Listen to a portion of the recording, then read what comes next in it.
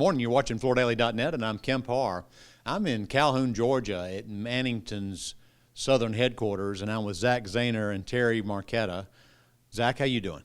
Morning, Kemp. Always good to see you. Yeah, it's good to be with you. We didn't have a season one show, so this is the best way for us to cover what's going on with Mannington as we go into 21. Let's start out with the business, Zach, if you would. Tell us, first let me just start out with, obviously, privately held company, over, was 104 years old or something like that, and you guys have been making major investments. Matter of fact, I just got to tour the first rigid core WPC factory in the United States that I've ever been to. Very impressive. You guys are ramped up and making product there. But let's start with the business. Mannington, roughly about $1 billion company now, right? We've been growing nicely, Kemp, and just finished an acquisition of Phoenix, which we're really excited about and we can hit on. But yes, we've been growing significantly. Yeah. You know, Phoenix not only gets you in the residential carpet business, but it also gets you, somewhat of a position that you hadn't had before with some of the other routes to market. So that broadens your capabilities in many ways, doesn't it? Yeah, absolutely. It was a strategic fit culturally. That was the biggest driver, but it also gets us into residential carpet so we can have a broader portfolio for the residential business. And Phoenix had and has a strong presence in the home center, which is not a channel that we've traditionally done a lot of business. So it definitely is a nice complement. So a couple things. Let's talk first about how 20 was versus 19. We know that it was terrible in the second quarter. Things started getting back. And then I guess about the fourth quarter, we saw an unbelievable amount of demand. So roughly, how did you perform in 20 versus 19? Yeah, it was a pretty amazing year. There's certainly no new normal in the flooring business. We did experience, like everyone else, a very tough second quarter, had to adjust. But instead of a slow swoosh type recovery, we saw V-shape. And really in the third quarter, we started seeing business really pick up. That continued through the fourth quarter, and January and February has just kept it rolling. It's been really, really strong.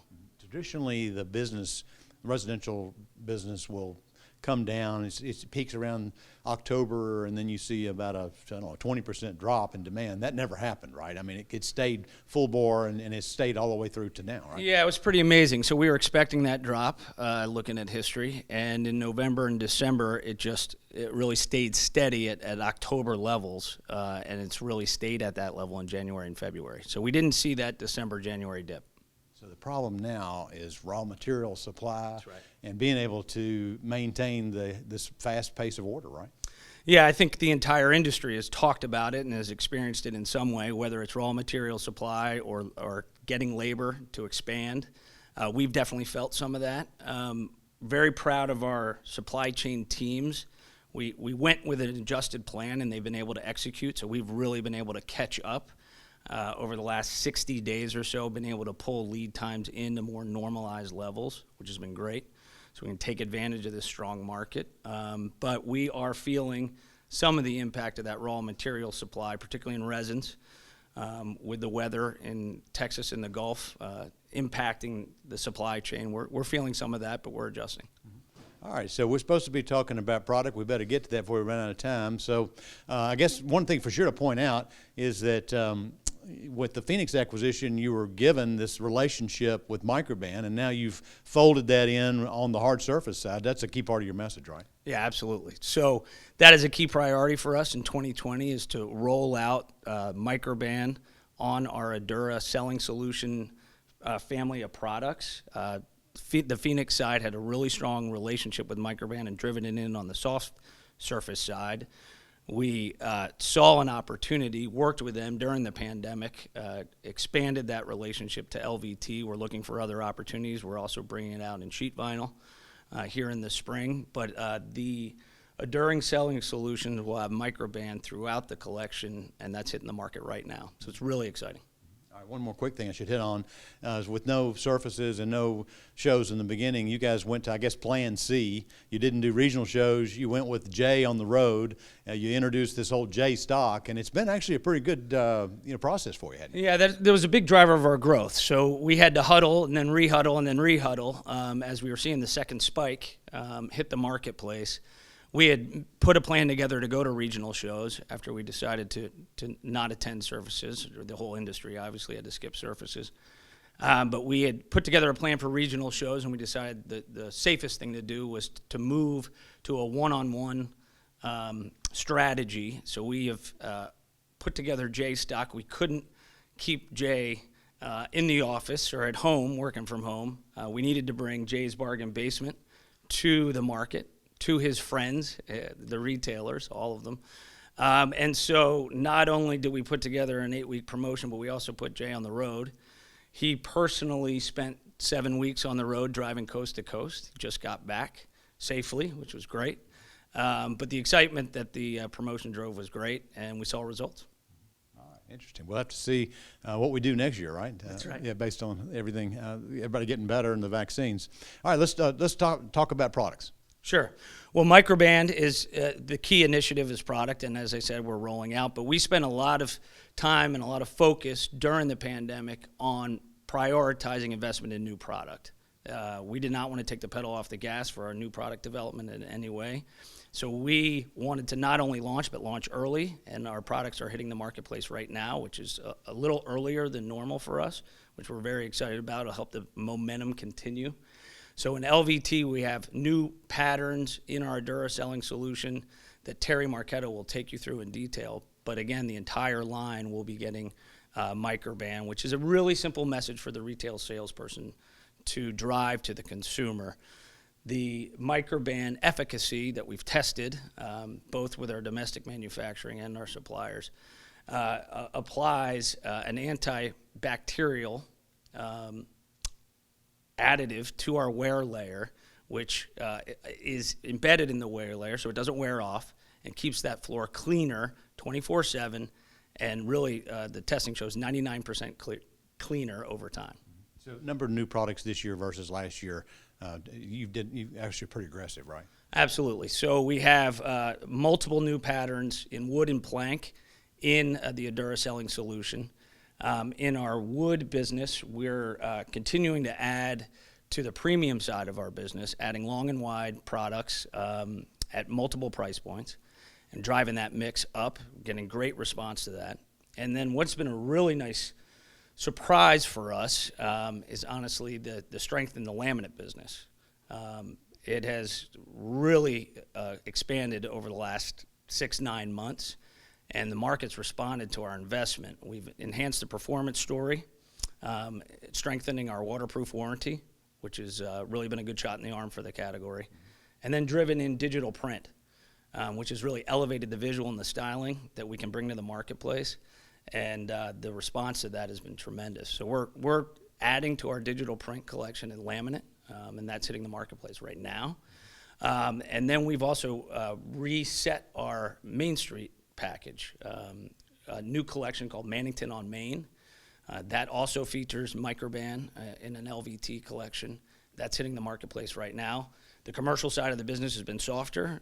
Everybody has recognized that, but we've invested there for when that market returns. All right, Zach. Well, appreciate that top line update. Let's hear what Terry's got to say about the details. Terry, come on in here. Thank you, Zach. How are you? Good. First, let me say thank you so much for working with us on our February issue. You actually gave us the whole color and styling trend, and we appreciate that. So give us some details about what's going on from a styling perspective. Yeah, well, obviously it's been a crazy year. And for one, I'm ready for this pandemic to go away. I mean, it has been crazy. Well, think about it. We've been confined in the home, right? We're faced with limited resources, and it's stressful. You know, it really is for this consumer.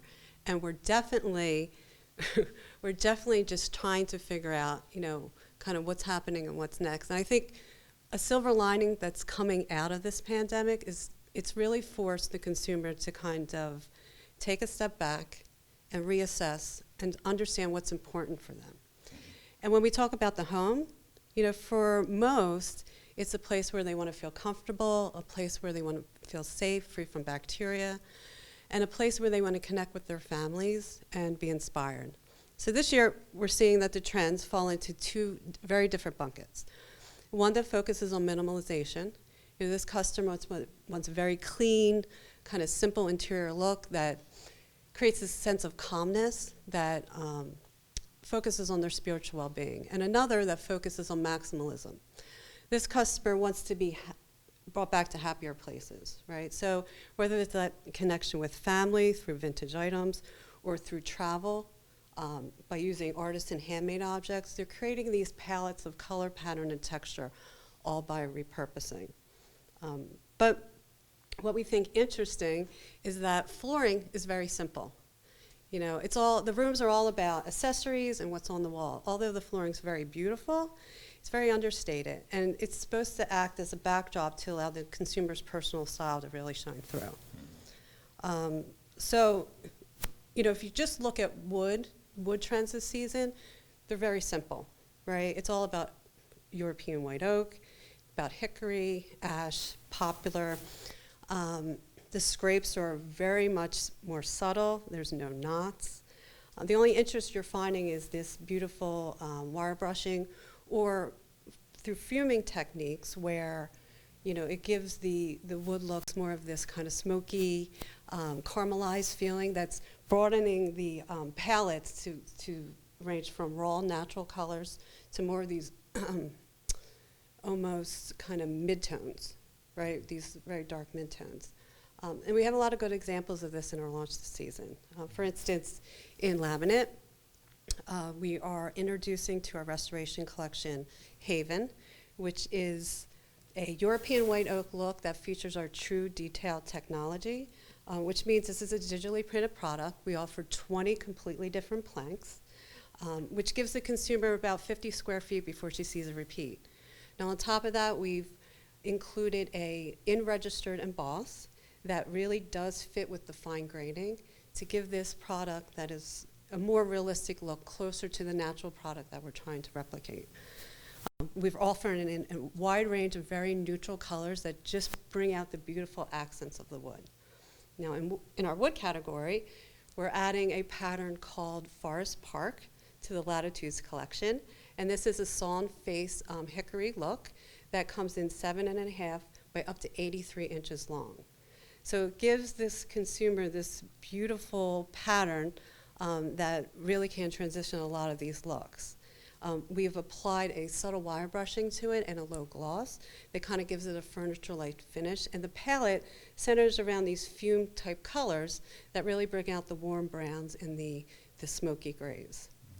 Now, in LVT, we have a lot of products. Yep. In LVT, we're featuring a product called Swiss Oak. This is a 7 by 48-inch plank. It features a sawn face European white oak. It has a beautiful finish to it, has minimal knot holes, but there's this beautiful kind of spalting that kind of moves across the surface that kind of gives it its visual interest. And we kept the colors really light. You know, we wanted to play on the raw, natural aspect of the wood. So we're offering this in 4 colors that range from very soft neutrals to more of a mid-tone.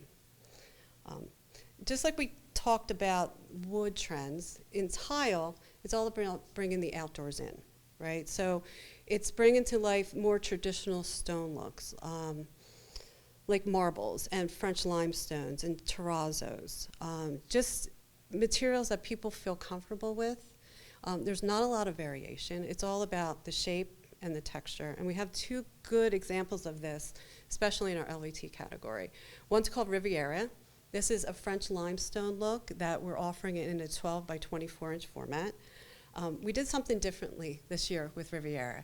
You know, we wanted to kind of replicate what happens in nature. So we built into the copy this range of light, medium, and dark. So when this is installed, you get a lot of variety, a lot of variation.